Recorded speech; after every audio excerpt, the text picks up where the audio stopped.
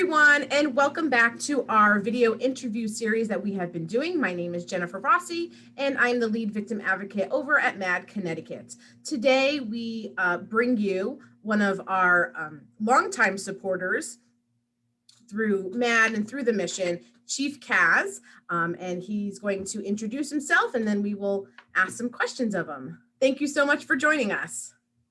Glad to be here. Hi, everyone. Mike Kaselouskas, chief at University of Hartford. Been doing this work for over 30 years in municipality prior to this, and then here at the University of Hartford for almost 30 years. Great. And I'm sure you have lots of experience and knowledge that you can impart with us for sure. So being on a college campus, over the past 10 years, underage drinking has decreased, but it still obviously remains a big issue on college campuses across the United States.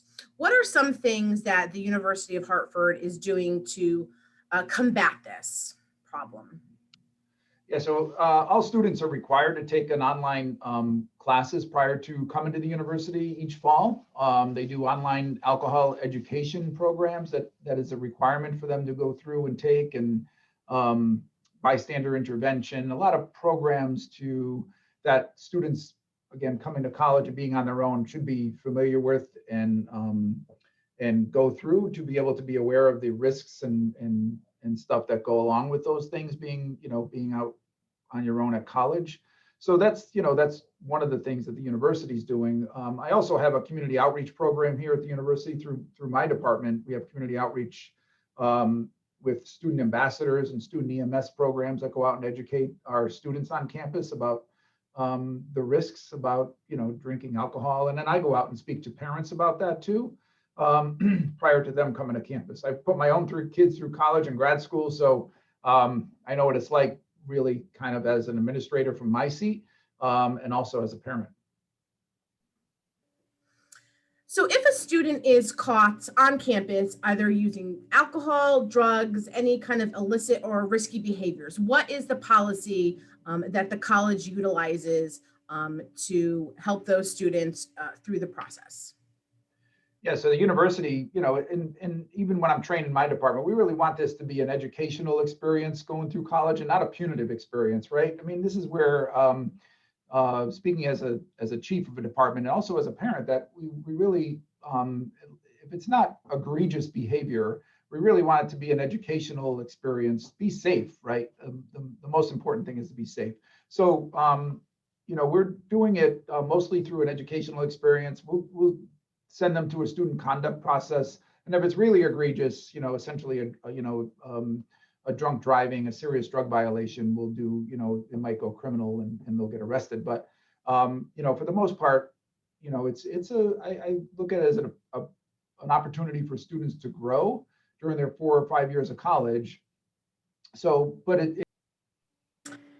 And would my assumption be correct that, so if there was a more involved, so a student was involved in a drunk driving crash, there was injuries or even more serious consequences, I'm guessing that then there is a greater impact on the student regarding school and going forward in the process. Obviously, they would have to deal with the criminal justice process as well, but I'm sure there are also consequences from the college for more serious nature of cases. That's right. Yeah, I mean, it could be anything, for any conduct charge internally, it could be anything from a warning to expulsion from school, right? So I don't weigh in on those. We just, submit our investigations and facts to the student conduct board and director, and they vet them through there. But yeah, any violation really almost could be that serious. And so now, you and us here at MAD, we have partnered for many years. We have done things on campus. We held our victim impact panel there on campus. So is there any, additional roles that MAD could help you on college campuses or any college campuses? We certainly utilize us the best that you can. How do you see our partnership growing on maybe your college campus or certainly any others that might be watching? Yeah, so back early in my initial involvement with MAD was we got involved with student conduct process, right? I got MAD involved with student conduct process if it involved serious alcohol violations or other at-risk violations that they, those students would be have to go through your panels and your victim impact panels and have to sit through those as part of a sanction, right? And I think that kind of dropped off when COVID's happened, and that kind of dropped off. But I think that's a huge benefit for students to see before something happens. I mentioned to you, my best friend's a amputee from a drunk driver, and it's impacted his life forever. That can never undo, right? We can't put toothpaste back in the tooth container, right? So it's just for me, it's about education. Again, we were all there, right? We did risky things at the college age, and for me, those are life-changing experiences. For me, the fatal motor vehicle accidents I've been to, for me, just in my profession alone, it's I'm always dealing with the bad things, right?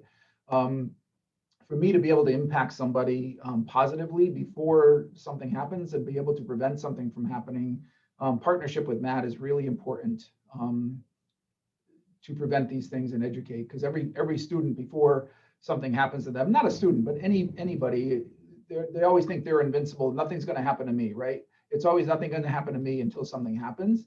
And I don't want anything to happen to anybody, but it's really, I speak with a lot of survivors or victims from a lot of incidents across the country in the work I do. And that's always their common response to me is, I didn't think it would happen to me. So. And you are absolutely right. We do hear that awful a lot, through our phone calls and in the community as well. And if you don't know, what Chief was talking about, our Victim Impact Panel is a court-mandated program, usually given to first-time DUI offenders. We do run the program currently in a few locations in person. We also do have an online version. And it's really about education. So we do have an education portion in the beginning, and then we have a victim speakers.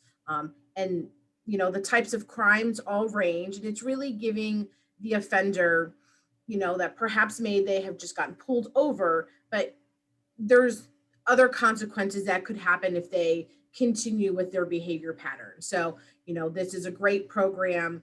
Not only we've had students attend, as you've said, we've had other community members attend, and different court personnel attend, that, we're trying to really educate that just getting pulled over by a police officer for drunk driving, may have been a great scenario for you. Perhaps that gets the person on the right track for the rest of their life.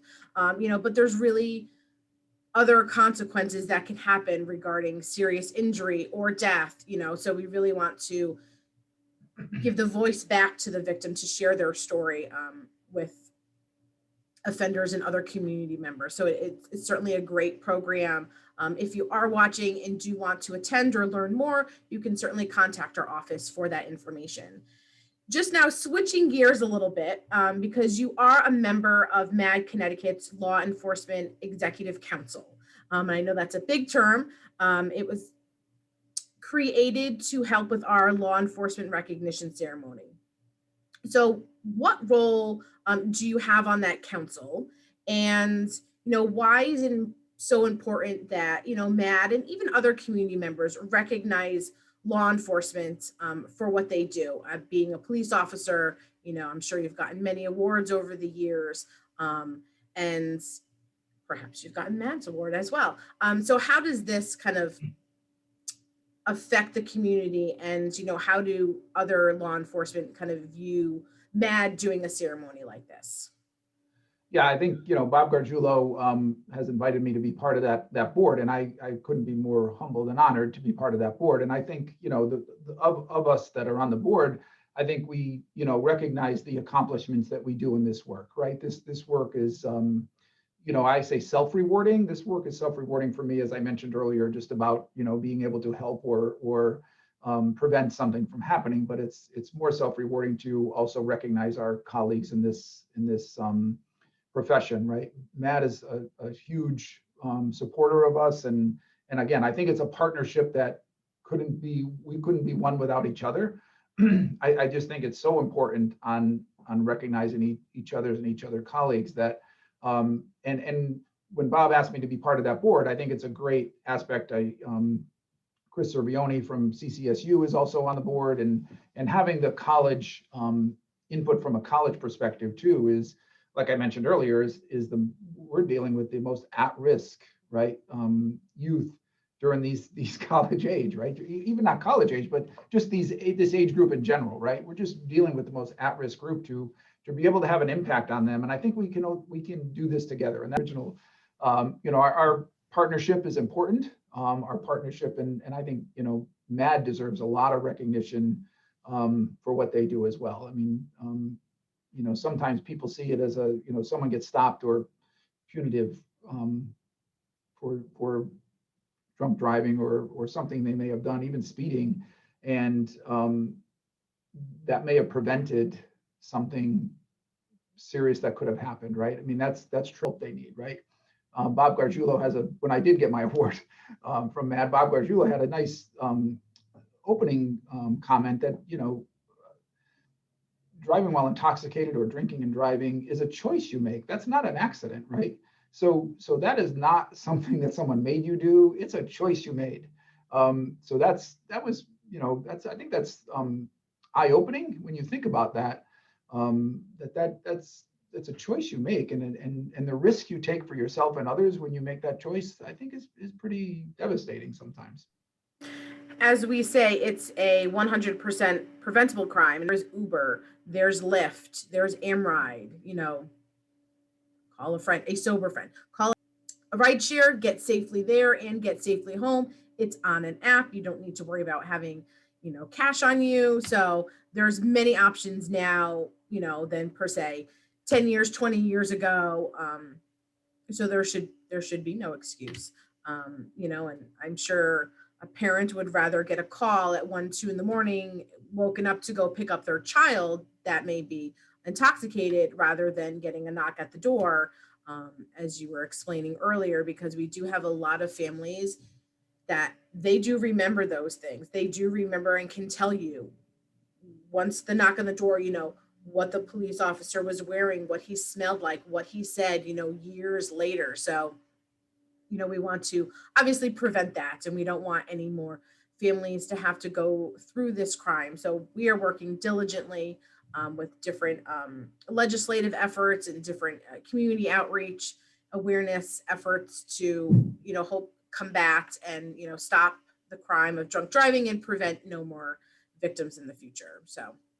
Yeah, and sometimes this isn't even their own choice, still their own choice, but a lot of times at this age group, even peer pressure comes into play, right? So it's not, even if it's not your choice, you feel peer pressure to partake and drink alcohol or participate in alcohol binge drinking games and all that stuff that we deal with on college campuses a lot and try to educate a lot too. And it comes into for Greek life and hazing incidents and all that stuff you deal with across the country that are tragic, and people take risks to fit in or be accepted, and peer pressured and all that stuff comes into play. And again, sometimes educating not just the people, I say the victims or the victim impact panels that we do, is not only educating the people that are in trouble and have to take that as a sanction or a court mandate, right? It's trying to get out to the general public to bystander intervention on that kind of stuff, and just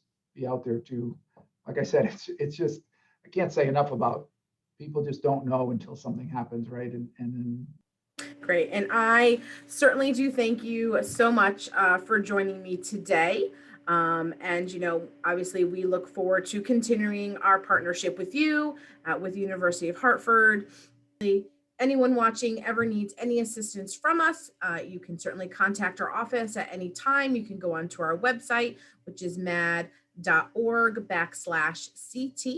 And I thank you again, Chief, for joining me. Okay. And I'm sure we will talk soon. We will. Thank you, everyone. Be safe. Thank you.